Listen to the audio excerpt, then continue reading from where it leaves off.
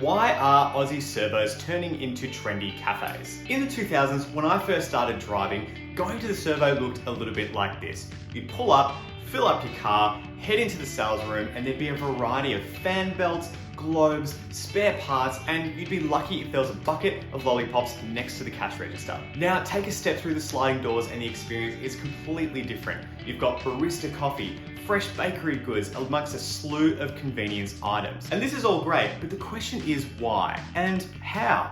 Let's find out.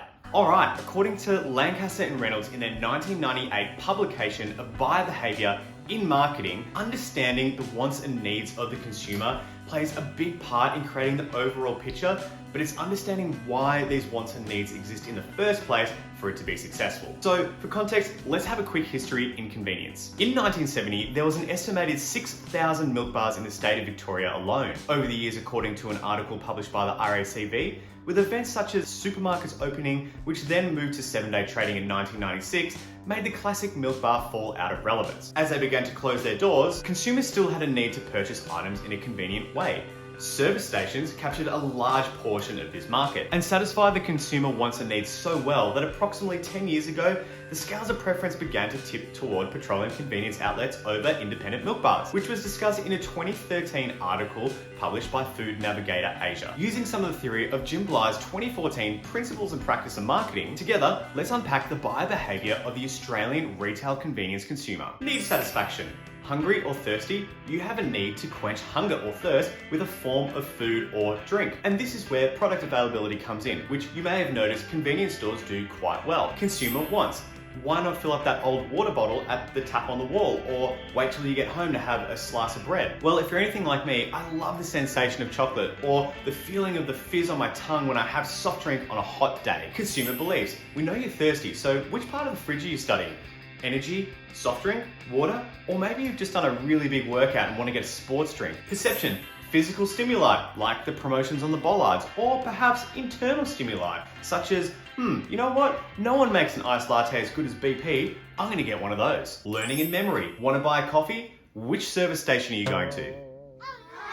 It's the second one, right?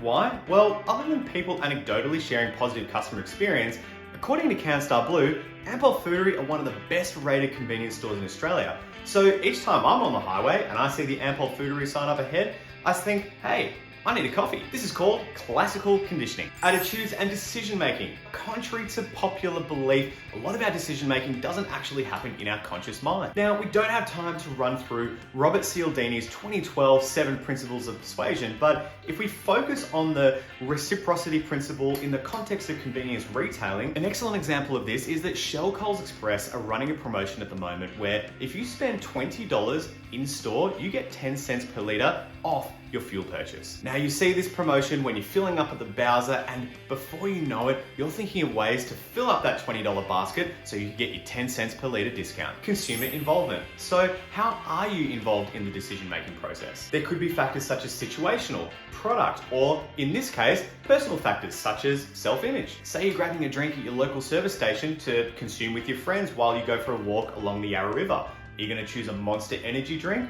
a sparkling water, or perhaps something else?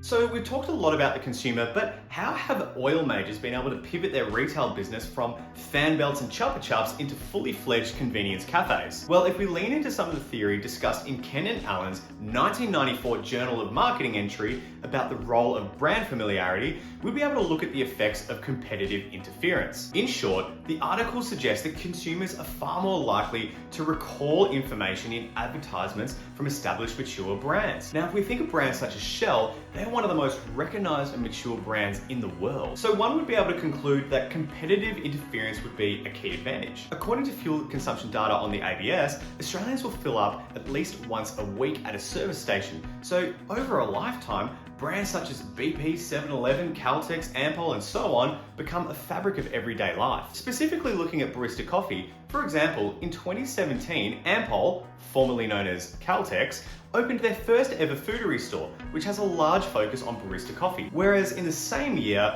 Porto attempted to launch their own barista coffee offer, and it didn't go so well. So why does all this matter? Oil companies have always been profit-making machines, and they exist on the premise that they can deliver value to their shareholders. Now, painting them all with the same brush here, the reason why this exists is that they want to sweat their assets on the ground and increase your basket size every single time you're going to the service station. They sprung to life as milk bars started to close and strategically employed a number of marketing tactics to capture the market and remain relevant. And with that, shop wisely, stay safe, and thank you for watching.